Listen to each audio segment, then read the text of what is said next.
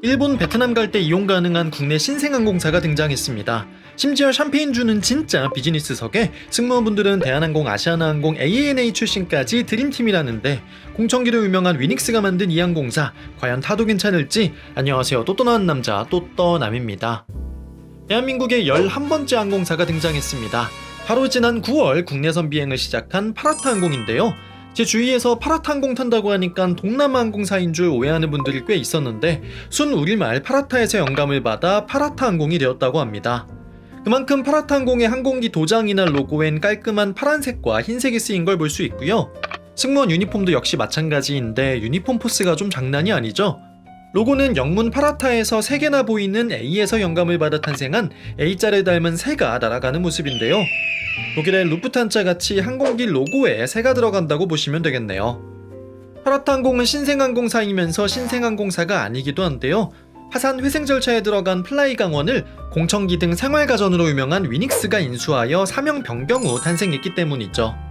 그 때문에 항공기에도 위닉스가 쓰여져 있고 항공기 편명 앞에 쓰이는 항공사 콜사인도 WE, 위가 쓰이고 있습니다. 파라타항공은 LCC, 즉 저비용 항공사이긴 하지만 커다란 광동체 항공기를 운영하기도 하고 비즈니스석을 운영하는 등 평범한 LCC와는 차별점을 두고 있는데요. 첫 취항 2개월 만에 항공기 4대를 확보하고 25년 11월 17일 도쿄 나리타에 첫 취항하며 국제선 운항을 시작하였고 11월 24일부터는 베트남 다낭행 비행을 시작하였습니다. 저는 파라타항공의 첫 번째 다낭행 운항편을 탑승하게 되었는데요. 체크인부터 함께 해보실까요? 체크인은 인천공항 제1터미널 D카운터에서 진행됐는데요. 다낭행 첫 비행인 만큼 텅텅 비어가지 않을까 싶었는데 웬걸 사람이 너무 많아서 줄을 한참 섰습니다. 파라타항공 이코노미석은 컴포트라고 부르는데요. 특가운임을 포함하여 모든 컴포트석은 국내선이나 일본, 베트남 같은 중단거리 노선 모두 위탁수화물 15kg까지 무료이고요. 추후 취항할 미주, 유럽 노선은 특가운임을 제외하고 23kg 2개까지 붙일 수 있다고 하네요. 저는 이날 사우디아라비아 여행을 마치고 바로 출국을 하는 상황이어서 짐이 많아 사전에 수화물 추가를 했는데 당연히 공항에서 추가하시면 더 비싸니 꼭 사전에 추가하시면 좋을 것 같습니다. 보통은 웹 체크인과 모바일 탑승권 발권을 권장하지만 저는 첫 탑승인 만큼 종이 탑승권을 받아봤는데 역시 심볼 컬러로 깔끔하게 되어 있네요. 그리고 오늘 다낭행 WE201편을 탑승할 39번 게이트로 이동합니다. 셔틀 트레인 타고 가야 되는 탑승동이 아니고 여객동이어서 좋았네요. 다낭까지 타고 갈 파라타항공의 1호기 A330-200입니다. 보통의 LCC와 달리 파라타항공은 광동체 항공기, 즉 큰 비행기를 1호기로 들였는데요. 국제선 취항 전 A330-200 2대, 협동체 소형기인 A320-200을 도입하여 총 4대를 운영하고 있습니다. 현재 국제선엔 총 5곳에 취항을 하고 있는데요. 25년 말 기준 도쿄와 다낭, 후쿠오겐 대형기인 A330-200, 오사카와 나트랑, 그리고 국내선엔 소형기인 A320-200이 투입되고 있습니다. 막상 탑승을 해보니 기대한 것과 달리 기내가 파랗지는 않고 검은 가죽 시트로 되어 있었는데요. 올 때 탑승한 파라타항공의 3호기인 A330의 경우 또 내부가 완전 파랗습니다. 이렇게 항공기별로 좌석 디자인이 상이한 이유는 파라타항공이 도입한 항공기 4대가 모두 새 비행기가 아닌 중고 비행기이기 때문인데요. A330 1호기는 미국 내셔널 항공에서 사용하던 기제이고 3호기는 하이난 항공에서 운영하던 항공기를 리스하여 사용하고 있습니다. 그렇기 때문에 항공기마다 설치된 좌석 종류나 좌석의 너비, 간격에도 차이가 있는데요. 일단 제가 탑승한 1호기의 경우 앞쪽에 프리미엄 이코노미석인 컴포트 플러스가 232배열로 49석, 뒤쪽에 일반 이코노미석인 컴포트가 242배열로 245석이 있는데 이 비행기의 경우 이코노미석의 좌석 앞뒤 간격이 거의 국내에서 가장 넓은 만큼 너무 편하다고 이미 소문이 자자합니다. 베트남 가는 4-5시간 비행에서 큰 차이가 느껴지겠죠. 앞쪽의 컴포트 플러스는 앞뒤 간격 35인치, 너비 19.5인치, 사실 프리미엄 이코노미라고 하기엔 좌석이 좁은 편이죠. 게다가 기본 컴포트 좌석의 앞뒤 간격이 워낙 넓다 보니 더더욱 컴포트 플러스의 장점이 크지 않은 느낌인데 대신 가격도 그만큼 저렴해서 편도 55,000원만 추가하면 이용할 수 있습니다. 컴포트석에 없는 머리 받침대도 있고요. 좌석 하단에 다리 받침대는 없지만 앞쪽에 발을 올려둘 거치대는 있습니다. 앞쪽에 작기내도 모니터가 달려 있었는데 아쉽게도 기내 엔터테인먼트는 지원하지 않고요. 역시 옆에 있는 USB 포트도 이용할 수 없고 별도 콘센트도 없어 컴포트 플러스 모두 전원장치 이용이 불가능하다는 점은 아쉬웠네요. 무릎 쪽엔 기내 판매 물품이나 기내 안전 가이드 등을 꽂아놓을 공간이 있습니다. 같은 기종이지만 올 때 탑승한 3호기 A330-200의 경우 하이난항공에서 운영하던 기제를 중고로 리스한 항공기인데요. 이 기제의 경우 또 좌석 시트가 파란색이네요. 기내 모니터도 아예 장착이 안 되어 있고요. 242 배열로 좌석 레이아웃 자체는 거의 같지만 간격과 너비에는 차이가 있습니다. 앞뒤 간격이 32에서 33인치로 1호기보다는 좁은 모습인데 내려앉으면 무릎이 앞좌석에 닿는 정도이고요. 좌석 폭도 17.5인치로 살짝 좁죠. 대한항공 보잉 787 이코노미와 비슷한 정도라고 생각하시면 될 것 같고요. 비상구석은 총 2줄이 있는데 뒤쪽에 있는 비상구석이 훨씬 앞 공간이 넓습니다. 가격도 뒤쪽 비상구석이 1,000원 더 저렴해서 만약 공간만을 생각한다면 뒤쪽 비상구석으로 예매하시는 것도 좋겠네요. 테이블은 위쪽에서 내려오는 형태인데 몸 모양에 맞게 살짝 커브가 있고 앞쪽 수납 공간도 넉넉한 크기이죠. 좌석은 이 정도 제껴진다고 보시면 됩니다. 3호기엔 컴포트 플러스는 없고요. 대신 완전한 풀플랫 비즈니스석, 비즈니스 스마트가 있습니다. 앞쪽에 222 배열로 3줄, 총 18석의 비즈니스석이 있는데요. 대한항공의 구형 비즈니스석인 프레스티지 슬리퍼 생각하시면 되는데 디자인이 독특한 면이 있죠. 곡선이 돋보이는 머리 받침대와 면 소재의 파란색 좌석이 특징이고요. 이와 같은 형태의 좌석은 흘러내리지 않도록 끝쪽에 잡아주는 부분이 있어야 되는데 역시 파라타항공 비즈니스 스마트에도 있네요. 다만 이게 반원의 금속으로 되어 있다는 게 특이합니다. 가죽으로 된 팔걸이 끝에는 다소 연식이 느껴지는 좌석 컨트롤러가 있고요. 그 끝에는 음료를 올려놓기 좋은 작은 테이블도 꺼낼 수 있네요. 비즈니스 스마트는 파라타항공에서 유일하게 콘센트 이용이 가능한 좌석인데 대신 코드 규격이 맞지 않아 전환잭이 있어야 이용 가능하죠. 그 밑엔 설마 이거 모뎀 연결선 맞나요? 위쪽엔 더듬이 독서 등 2개도 있고요. 건너편은 역시 비즈니스석이지만 하이난항공 때부터 기내 엔터테인먼트가 없이 운영됐기 때문에 모니터가 있을 위치엔 작은 책자 등을 꽂아놓도록 가죽으로 마감되어 있습니다. 그리고 그 사이엔 옷걸이와 물병을 넣어두면 좋을 원형 수납 공간이 2개씩 있고 하단엔 또 하나의 수납 공간이 있는데 이 수납 공간도 좀 특이하죠. 그리고 두 좌석 앞쪽 가운데에 정체 모를 이 부분은 용도가 뭔지 저는 잘 모르겠습니다. 아는 분은 댓글 남겨주세요. 그래도 좌석은 180도 풀플랫으로 펼쳐지는데요. 그럭저럭 4시간 비행에 누워서 갈 수 있고 이 정도 넓은 간격이면 만족스러웠습니다. 다만 비즈니스석이 오히려 더 좌석이 크고 디테일이 많다 보니 컴포트나 컴포트 플러스에 비해 좌석 연식이 더 느껴지는 건 피할 수 없었네요. 이외에 파라타항공이 운항하는 A320 2대의 경우 직접 타보진 않았지만 좌석 스펙만 보면 앞뒤 간격 28에서 29인치로 굉장히 좁습니다. 광동체 파라타항공 이코노미는 FSC 수준으로 탈만하지만 협동체 파라타항공 이코노미는 다소 좁을 수 있다는 점은 명심해야겠네요. 좌석을 다 둘러볼 쯤 항공기는 이륙을 시작합니다. 또한 저희 파라타항공 모든 임직원들은 고객 한 분 한 분을 진심으로 최선을 다해 정성껏 모시겠습니다.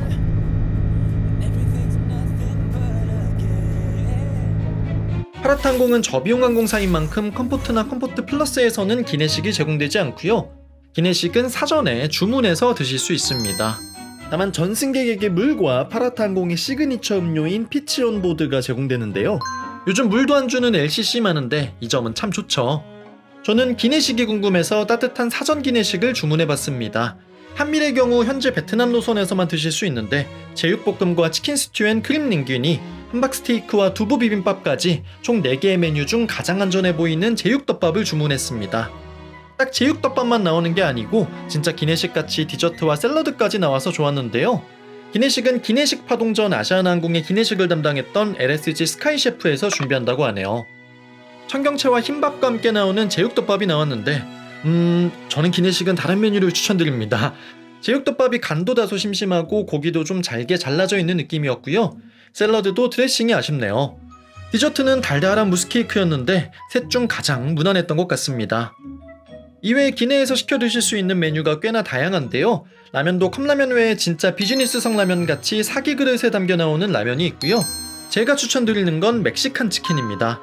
살짝 간이 돼서 순수 후라이드 치킨보다는 간장치킨 느낌이 나는 순살 치킨인데 맛도 좋고 치킨무랑 양념 소스까지 넉넉하게 줘서 진짜 괜찮았고요. 보통 인천에서 베트남 가는 노선에서 다 팔리는 경우가 많아 베트남에서 돌아올 땐 먹고 싶어도 못 먹을 수 있습니다. 이외에 갈 때는 요즘 제 최애 과자인 칸초도 하나 시켜 먹었네요.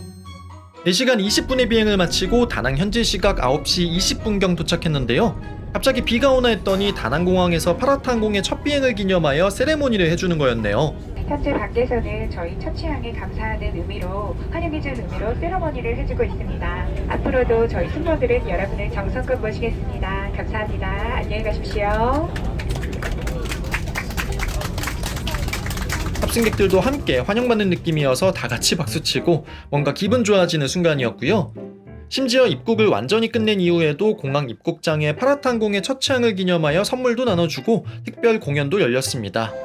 국제선 첫 취항 비행기는 처음 타보는 것 같은데 생각보다 되게 신나는 경험이었네요. 제가 탄 비행기에 마침 이웃 여행 유튜버인 예스주님도 탑승하셔서 인사를 나누고 심지어 숙소도 같은 데 잡아서 딱 24시간 다낭에 체류했고요. 다음날 저녁 10시 55분 인천행 비행편에 탑승하기 위해 다시 다낭공항에 왔습니다. 1박 2일 일정으로 다낭에 오는 분들은 저나 예수주님 같은 이상한 사람들 말고는 없다 보니 돌아오는 편은 비교적 체크인이 한산했는데요. 인천에서는 항공기 영상 찍는다고 바빠서 못 봤는데 파라타항공에선 기장과 승무원분들이 매번 보딩하시기 전에 탑승객분들께 인사를 하고 탑승하신다고 하네요. 다낭에선 운 좋게 게이트 앞에 서 있어서 감사히 인사를 나눌 수 있었고요. 갈 때는 비즈니스 스마트가 탑재된 파라타항공의 두 번째 A330으로 운항을 해서 비즈니스석을 예약했습니다. 당연히 짐도 32kg까지 붙일 수 있고 수화물 우선 처리도 되고요. 패스트트랙이나 라운지 이용과 같이 일반 FSC의 비즈니스석과 유사한 혜택이 제공됩니다. 보딩 이후엔 비즈니스석답게 웰컴 드링크가 제공이 되는데요. 물과 피촌 모드 그리고 놀랍게 샴페인이 제공됩니다. 샴페인은 앙드레 끌로의 쌍파뉴 브릴 그랑 리저브였고요. 이어서 파란색 이어 플러그는 물론 슬리퍼와 담요까지 제공이 됩니다. 조금씩 색상의 차이는 있지만 모두 파랗긴 하네요. 담요는 면 소재인데 막 두꺼운 소재는 아니었습니다. 비즈니스 스마트는 파라타항공에서 유일하게 기내식이 기본 제공되는 좌석인데요. 비즈니스석답게 메뉴판도 별도로 준비되어 있죠. 식사는 한식과 양식 중 선택이었는데 저는 양식을 선택했고요. 와인도 레드와인, 화이트와인 각 한 종류씩 준비되어 있을 뿐만 아니고 주류도 칵테일과 위스키, 맥주 및 탄산음료와 일리 커피까지 포함되어 있습니다. 특히 티웨이 항공 비즈니스석과 달리 제공 횟수에 제한이 없고 메뉴판에 있는 음료는 모두 계속 드실 수 있다는 점에서 진짜 비즈니스석 느낌이 나죠. 승무원분이 오셔서 이륙 전 주문을 받으시고요.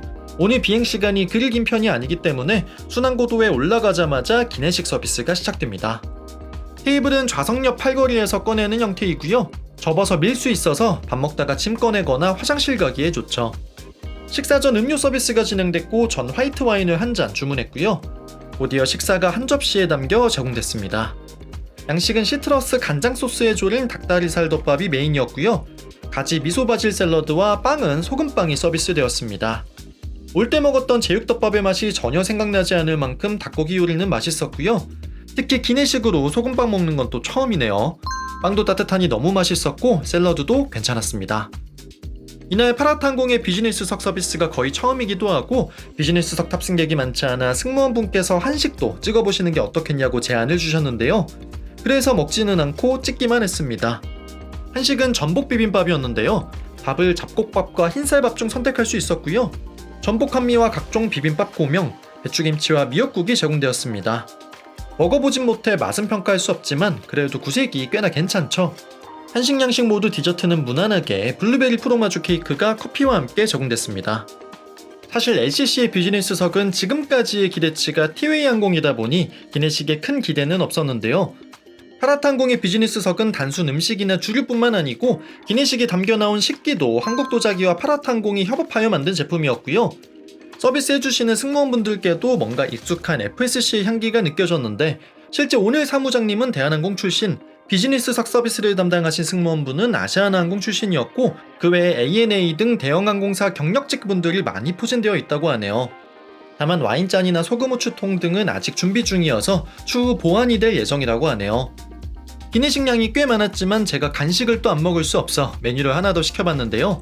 시그니처 메뉴 중 하나인 냉면입니다. 오이와 삶은 달걀이 반개 올라간 매콤한 비빔냉면이 동치미 국물과 함께 나왔는데요. 동치미 국물 위 올라간 얼음이 센스 있죠. 냉면은 굉장히 새콤달콤해서 제 입맛에 딱 맞았고요. 비빔냉면보다는 비빔국수 느낌이 좀 나긴 했는데 좀 물릴 때쯤 동치미 국물을 넣어서 물냉면 같이 드셔도 좋습니다. 개인적으로 냉면은 다시 타면 또 시켜 먹고 싶은 맛이었네요. 이외에 칵테일에 또 시그니처 메뉴가 있어서 안 시켜볼 수 없었는데요.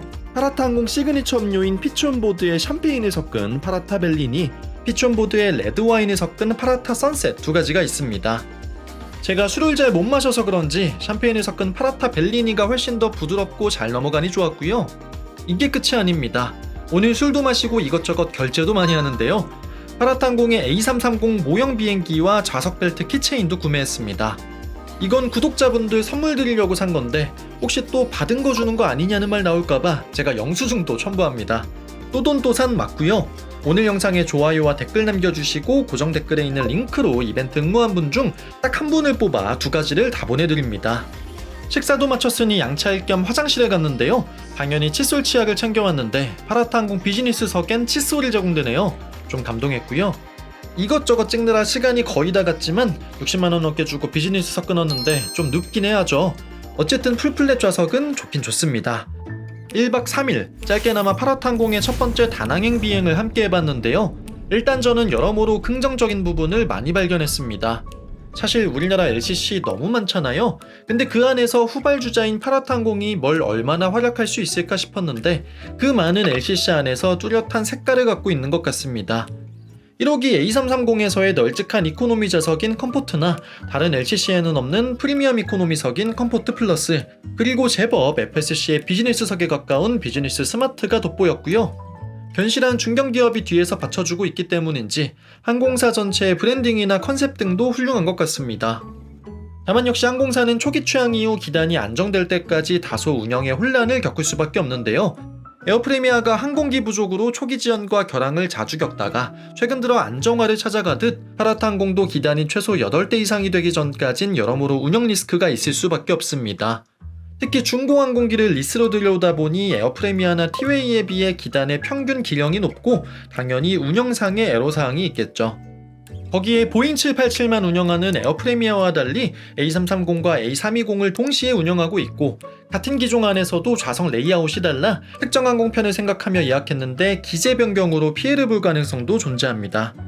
짧은 기간에 4대까지 항공기를 확보한 것은 대단했지만 역시 그러다 보니 기재별 들쑥날쑥한 좌석 시트가 단점이 될 수 있죠. 하지만 누구나 시작은 좀 부족할 수 있죠. 운영하면서 착실히 단점은 보완해 나갈 거라 믿고요. 파라타 항공만의 분명한 개성이 있는 만큼 잘 해나갈 수 있을 거라고 생각합니다. 파라타 항공의 등장이 사실 국내 유일 FSC인 대한항공의 어떤 위협이 되기는 어려울 것 같고요. 오히려 역시 비즈니스석을 운영하는 티웨이나 HSC를 추구하는 에어프레미아에게 긴장감을 줄 것 같습니다. 실제 파라타 항공은 미주 유럽 노선 공략을 예정하고 있고 내년 1분기 미국 로스앤젤레스와 라스베가스 취항을 목표로 하고 있기도 하죠. 그 덕분에 티웨이나 에어프레미아의 서비스가 더 좋아질 수도 있지 않으려나요? 그럼 저는 지금까지 또떠남이었습니다. 감사합니다.